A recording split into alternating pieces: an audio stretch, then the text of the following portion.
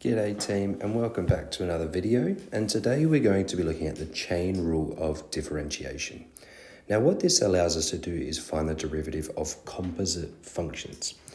Now often you can see my example down here, this doesn't look really like a composite function, and what we probably would have done in the past is expanded this out with a binomial expansion and then use simple differentiation to differentiate each term individually.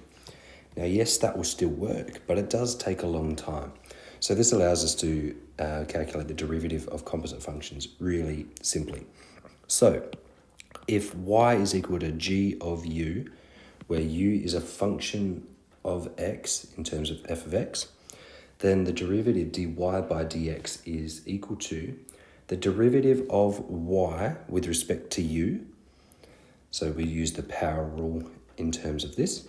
Then we multiply by the function u with respect to x, which is the derivative of the inside of my composite function. And you'll see over here, the du's almost cancel out per se, and we've got to divide by 1, so we're just left with dy by dx. Or in other words, if y equals f of x to the power of n, then dy by dx is, bring the n out the front, times by f of x to the power of n minus 1, there's my power rule, times by the derivative of the inside. So we're going to sort of look at applying this to my examples here. So I've got y equals 3x squared take x to the power of 3. So using my chain rule, dy by dx is equal to 3 times by 3x squared take x times by 6x minus 1. Now that is the derivative of 3x squared take x.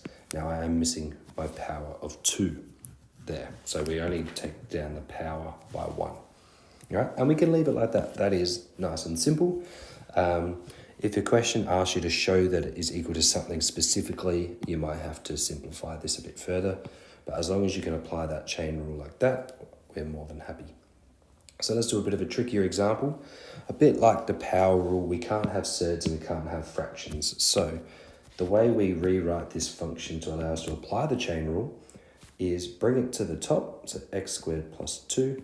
Now, square root is to the power of a half, but if we brought it from the denominator to the numerator, it is negative 1/2.